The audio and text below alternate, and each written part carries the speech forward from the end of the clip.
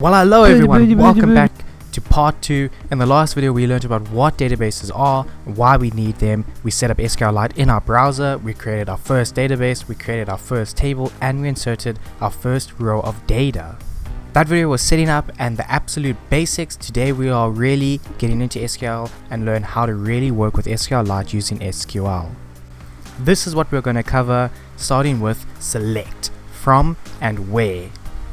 Select is the most fundamental part of working with a database. Why? Because putting data in is easy, but selecting very specific data and making that selection effective, efficient, and very performant is far more interesting. Before we can start working with very selective select statements, we need far more data to work with, but in this case we're just going to have 5 rows in total. We've already done 1. We're going to go ahead and put these 4 rows into our database. Okay, so here I am inside of REPL. I'm going to start here in the shell by opening our database with SQLite shell. The way we do that is type SQLite3 and the name of the database, learning SQL.db. And now the shell has been entered. We can check that by .tables, and there's our programming languages table. I'm going to click clear here. So we added that 1 line of data into our table, and that was Python with AI and web stuff. We can actually check that by saying select star, meaning everything, from, and the name of our table, semicolon, and there is our 1 line in our table that we added, and there is our 1 line that we added in the last video. I'm going to clear here. Go ahead and get started by adding our next 4 lines, our next 4 rows to our table, and we're going to type insert into the name of the table, programming languages. Now, don't press enter for a new line. Keep this all in 1 line and you'll see why in a minute. Name, usage, close brackets, then values, then we're going to put Swift, then the next line, macOS and iOS, colon, semicolon, enter. Now we just added a second row of data into our programming languages table inside of our Learning SQL database.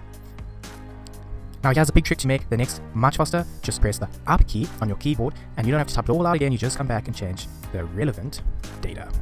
So I'm going to add the 3rd line in here, enter, and now we have 3 lines in our table, and we can check that by just push up on the keyboard. And here is our select, just to make it a bit quicker, add a semicolon, enter, and there is our 3 lines of data. Now I'm going to go ahead and quickly add the last 2 lines of code, which are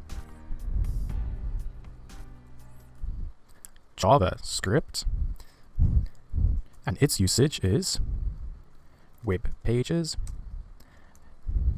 last row of data, and that is Java, and its usage is enterprise applications. Enter. Now we have 5 lines, 5 rows of data in our database. This is awesome. Now we can really get into querying specific data. Okay, let's get started with learning select. Now I'm going to go and clear our view here. We've already covered this one, but let's do it again. Select star, meaning from all the columns, from, give it our table, programming languages, and if we add a semicolon, then press enter, it will select from each column of the table programming languages, and we can see it's done just that. Every row from our table was selected and given to us because that's the command we gave it. So I'm going to go ahead and clear here. So now let's not use the all and actually give it a more specific command. We're going to say select name from programming languages, semicolon, and there we go. It only performed this action on the column name, and that's exactly what it's done. Python, Swift, C#, JavaScript, Java. It's fetched us all, but only all the data of the name column. Now let's get a little more specific. Let's say we only wanted to select the column named Python, so we'll say select name, since we're only searching the name column from our table. Then we add the where. This is the specifics of our command, and we're going to say name equals, add our inverted commas, Python, semicolon, enter, and I spelled languages wrong. Let me fix that quickly. And there we have the result. We said select from the column name from the table programming languages where name is exactly equal to Python. And so it ran this command and did exactly what we asked it and returned what we wanted, searched for, and that's Python. Okay, so now let's cover the and and or. So our same search as above.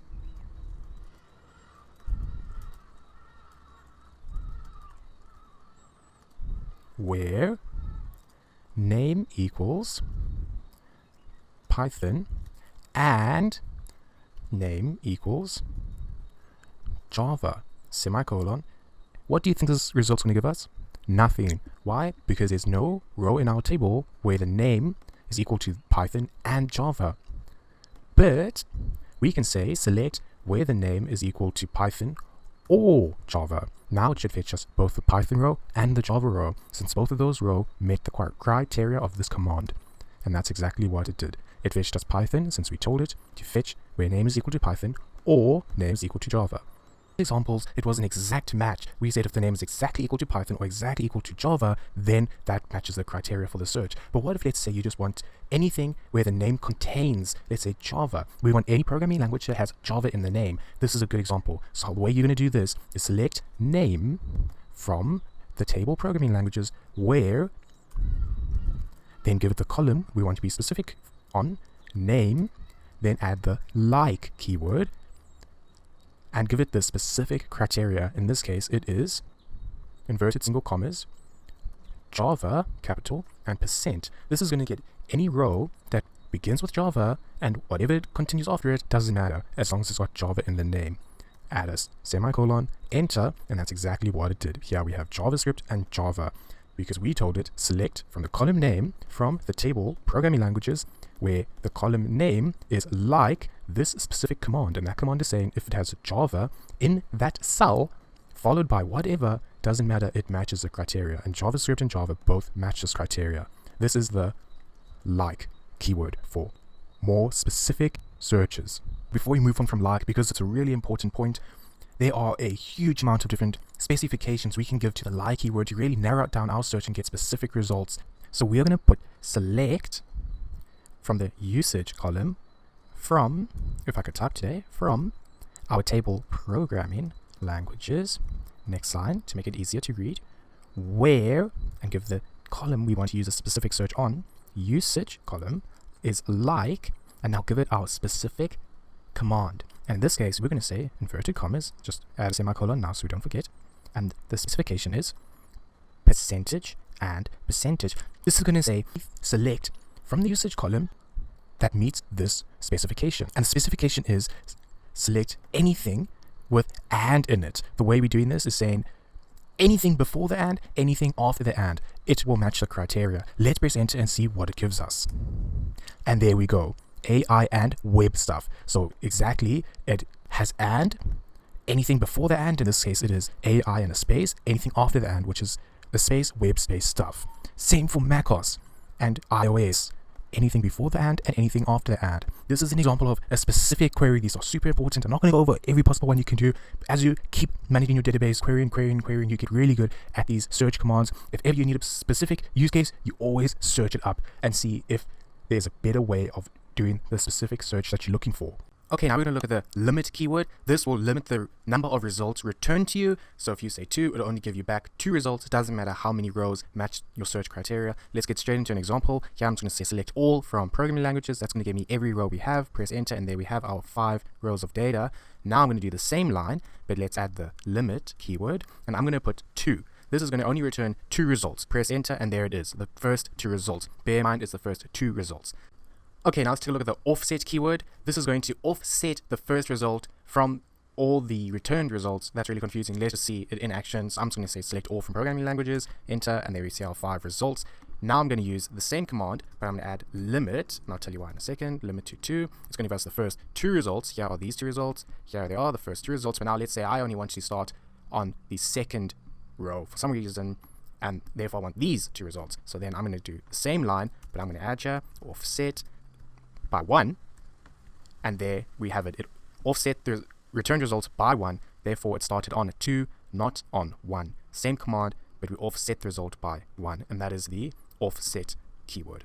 Okay, now let's take a look at the order by keyword. This will order your results in a specific way. Very handy if you want to be in alphabetical order or lowest number to highest number. So let's take a look. We're going to type here order space by, and then give it the column that you want to dictate the order. In this case it'll be name, and then AS C, that is for ascending, semicolon, enter, and here we have it, A, B, C, E, F, G, H, I, J, K, L, M, N, O, P, Q, R, S, alphabetical order by the name column. And we can do the reverse by typing D, E, S, C, and here we got the exact same result, but the order has been reversed in anti or reversed alphabetical order with S, P, J, J, C.